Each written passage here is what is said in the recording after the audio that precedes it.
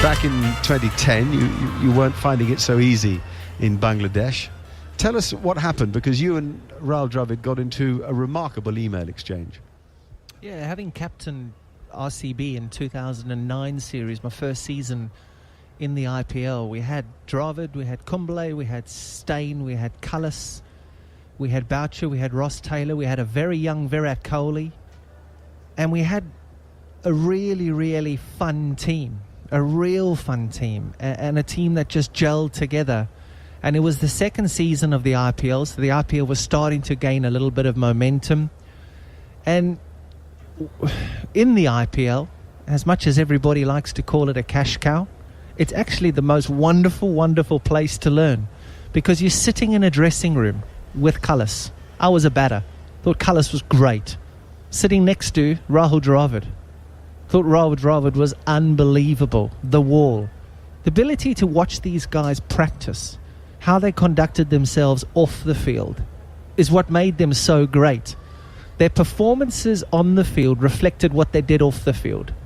And that's the kind of little inside bit of knowledge that all these youngsters are getting now. And all these wonderful players that we're now starting to see come through the ranks. The Akshar Patels, a Ravichandran Ashwin, a Rohit Sharma. What Ben Stokes is doing, what Joss Butler is doing, is because of the opportunities that they're getting to spend time with all these fabulous players. And luckily, I was in Bangalore and I had Rahul Dravid. And it was around that time that DRS came into the game.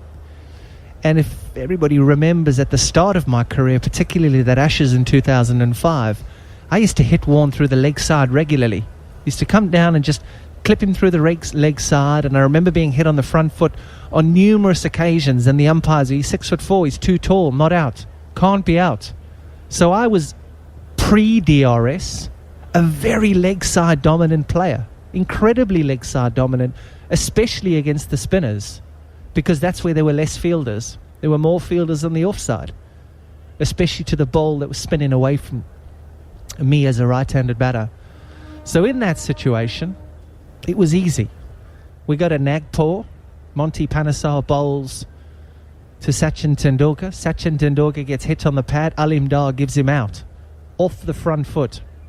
And this is when bowlers and Hawkeye had started to see that actually there's a lot of balls that are hitting the front pads that are out. Sachin's not the tallest guy. Fairly big stride. Out. Replays showed around the ground.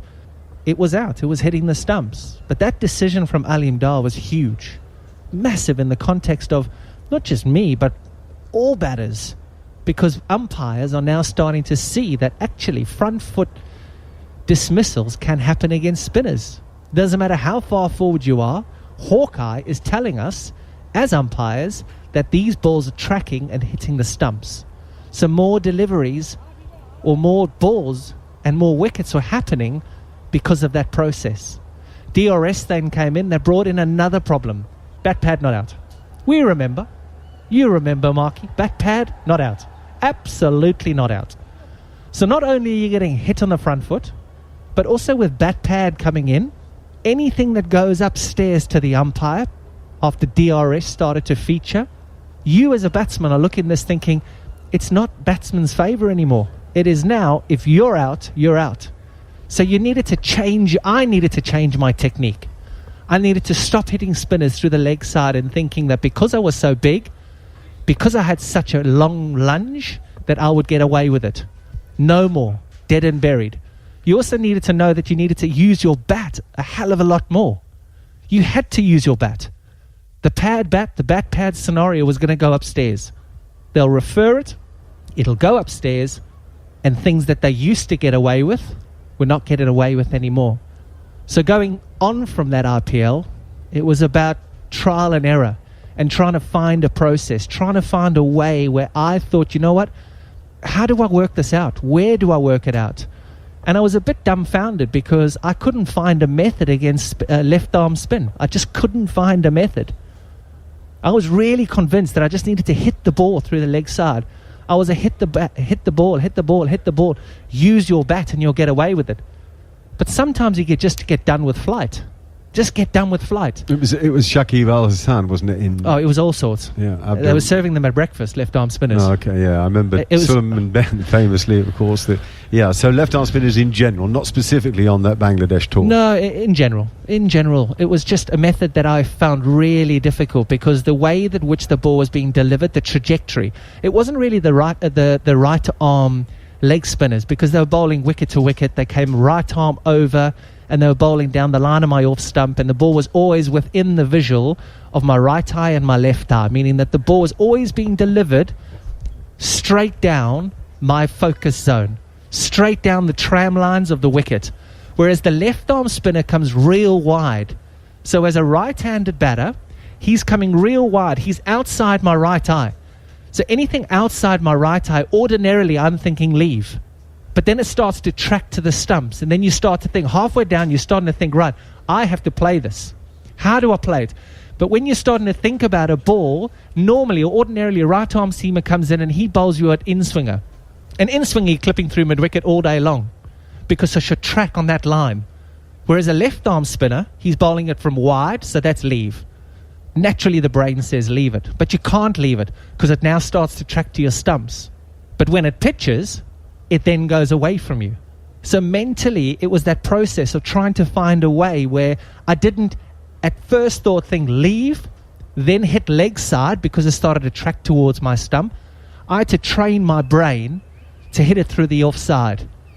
I had to train my brain to use every single bit of the small brain that I have to hit the ball through the offside and take away what felt completely natural to me and what was a complete instinctive shot. And just please, I hate to be boring about this, but come back to this email exchange because it's quite unusual. And that's where I was going. No, but that's where I was going with this. Yeah, sorry, that's where I was going. So to do that, I couldn't find a way. And I was at my wit's end. I think I was in Bangladesh at the time, and having tried it for 6 to 9 months, I just couldn't find a way. So I rang Rahul Dravid. I said, dude, I need some help here, buddy. I said, please. I said, you do it. I watch in awe. I watch when you practice. I watch when you play. We back together. I've tried. I've failed. Please, can you help me? And he said, I can't tell you over the phone. He says, what's your email address? I'll send you an email. And in the email, it was just so good. And in how humble he was, yet how, I think, happy he was to part with some of his wisdom. To part with some of his wisdom. It was just, I think that he loved sharing that email. I think he loved writing it on a piece of paper. I think he loved writing it down and sending it off. And what did he say? And he talked about practice methods. He talked about practicing on wickets that turn. He talked about taking the left pad off.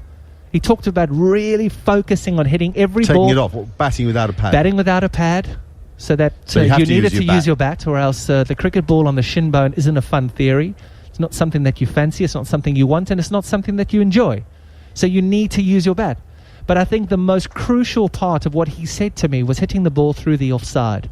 Or from what I could take from his email was hitting the ball through the offside and the method to do that. Because when you're doing that, you naturally have to pick up length and you have to pick up line. And the practice method that I went to was no matter where the ball pitched from any particular guy that was throwing balls to me or bowling the ball to me, I had to hit every single ball through the offside. Every ball. If it pitched a meter outside leg stump, I had to try and get that ball through the offside. That taught me that I couldn't plant my left foot. I had to wait for the ball to be delivered. I had to pick the line, I had to pick the length, and I had to make a decision that got the ball from outside leg stump through to the offside. And that changed my game.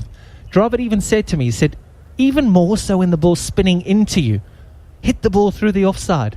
Only hit the ball through the offside. It's training your brain to keep your left foot out the way, to be completely clear in your ability to pick the length. So you're saying that the same thing applies. For spin, you need to be staying leg side of the ball. Absolutely. And that applies to off spin as well. It applies to off spin as well. But because what it does is it helps you pick length. But Hashim Amla to Graham Swan would go right across to outside off stump to make sure that he was outside the line and then could hit it leg side.